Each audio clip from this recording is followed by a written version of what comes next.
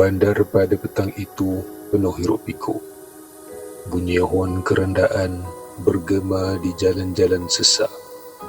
Asap bas dan kereta membumbung tinggi ke udara, dan lampu neon berkeripan di sepanjang deretan kedai. Di kota inilah tinggal Malik bersama anaknya, Amri. Dulu Amri boleh berjalan tanpa halangan. Kini kakinya tidak dapat dilipat. Kelakuannya juga semakin aneh. Malik sudah membawa Amri ke tukang urut dan berbagai pusat perubatan alternatif, tetapi kakinya masih belum menunjukkan tanda-tanda untuk sembuh.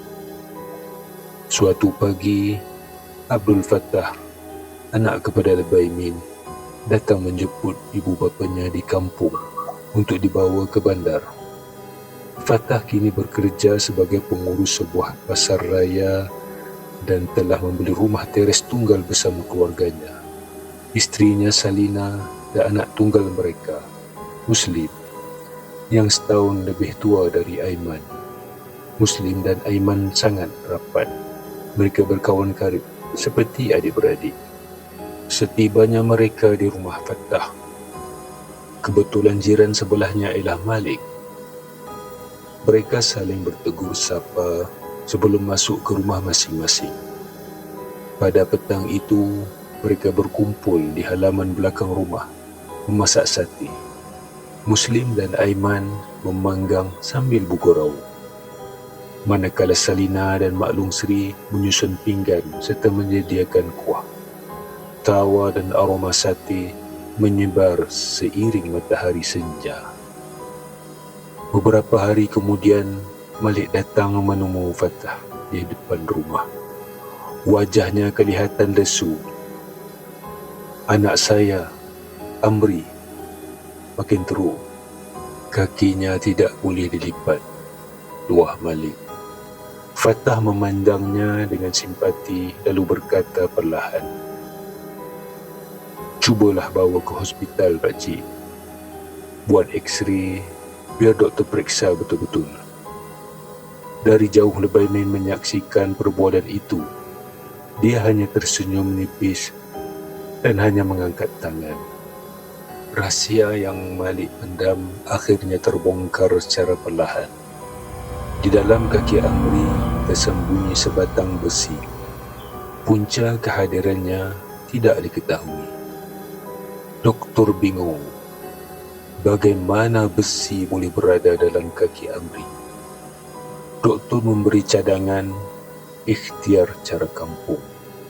Malik merahsiakan perkara itu daripada semua orang, walaupun hatinya dihimpit kebimbangan. Suatu malam, seorang dukun datang ke rumah Malik untuk merawat Amri. Dukun itu meminta bayaran yang terlalu tinggi, menyebabkan Malik merayu, "Tolonglah, Tok. Saya bukan orang senang." Namun dukun itu bertegas dan akhirnya pergi dengan wajah yang bengis, seolah-olah ada pertengkaran kecil. Dari jauh, Lebaimin menyaksikan lelaki itu berlalu pergi. Hatinya mula resah akan kekuatan kuasa jahat yang mungkin bermain di sebalik penyakit itu. Beberapa hari selepas itu, Malik datang berjumpa Lebaimin. Dia kelihatan gusar dan berkata, "Anak saya sudah semakin teruk. Kaki Amri tidak boleh dilipat." Lebaimin mendengar dengan sabar dan menjawab perlahan, "Boleh saya lihat anak tuan? Manalah tahu, kalau ada cara lain, kita boleh ikhtiar." Wajah Malik ada sedikit kelegaan. Dengar kata-kata Lebaimin, dia ingin cuba membantunya. "InsyaAllah, selepas solat Isyak, saya datang bersama anak saya Fattah." Malik hanya mengangguk. Malam itu, rumah Malik suram. Lampu malap memancarkan cahaya lembut, menambah kesan sunyi. Amri terbaring di atas tilam, tubuhnya menggigil menahan derita. Mata memandang kosong ke siling. Malik berdiri di sisi dengan wajah penuh kegundahan. Tidak lama kemudian, Lebaimin tiba ditemani Fattah.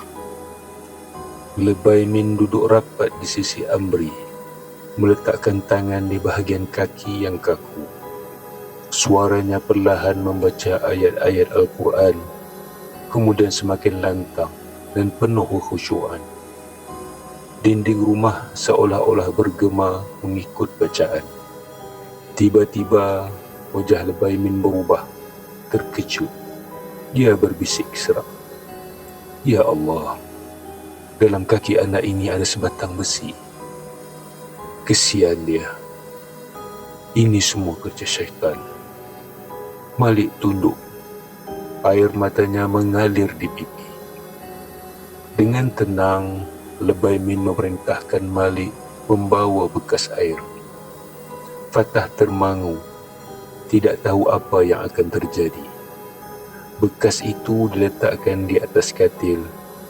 Sambil membaca ruqyah, Lebaimin mengeluarkan pisau kecil yang telah dibersihkan dan melukakan sedikit bahagian bawah lutut Amri. Jeritan Amri memecah keheningan malam. Suaranya berubah keras, menyerupai suara lain yang tidak dikenal. "Kau semua jangan dekat!" Suara itu menjerit. Matanya terbeliak, tubuhnya melenting, dan kata-kata ganjil itu keluar dari bibirnya. Malik mundur, wajahnya hilang warna. Fattah menggigil tenang, memandang ayahnya dengan takut. Suasana di ruang tamu menjadi berat. Angin malam menyelinap masuk dari celah pintu, mengibaskan langsir-langsir nipis. Lampu berkedip, bayangan menari di dinding. Di tengah bacaan, Lebaimin terus membaca ruqyah dengan suara yang tegas. "Dengan izin Allah, aku perintahkan kau keluar," bisiknya. Tiba-tiba, dari luka kecil itu, air mula menitis perlahan, setitis demi setitis, kemudian menjirus deras ke dalam bekas. Bau besi yang masam menusuk hidung. Udara terasa dingin menyeliputi ruang. Amri meraung panjang. Tubuhnya menggigil. Tetapi perlahan-lahan suaranya kembali normal. Wajahnya berpeluh, lemah, namun tenang. Dia menggerakkan kakinya, dan kali ini kaki itu mampu dilipatkan semula.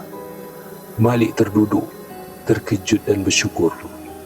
Matanya tertumpu pada bekas yang kini hampir separuh penuh, dan kandungannya semakin aneh. Air jernih di dalamnya bertukar menjadi sebatang besi. Malik menutup mulutnya, sesak dengan kekaguman dan rasa takut. Tangisannya bergema dalam diam malam. Lebaimin menarik nafas panjang dan berkata perlahan kepada Fattah dan Malik, "Semua ini dengan izin Allah." Malam itu, mereka pulang semula ke rumah Fattah. Di ruang tamu, keluarga berkumpul.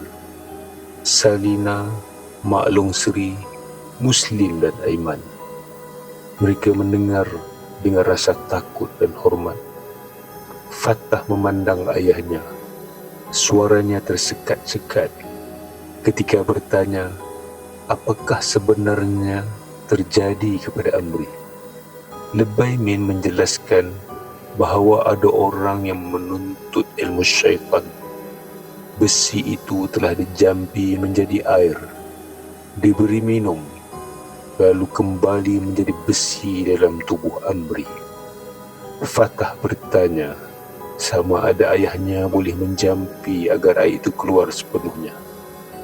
Lebay Min hanya tersenyum nipis, tidak menjawab panjang, dan berkata, semuanya berlaku dengan izin Allah. Malam semakin larut.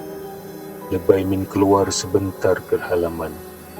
Angin malam berhembus dingin, menakutkan. Bulu roma seluruh tubuhnya meremang. Dari balik pokok besar tidak jauh dari pagar, kelihatan kelibat dukun yang pernah datang ke rumah Malik dahulu, berdiri merhatikan dengan mata yang tajam.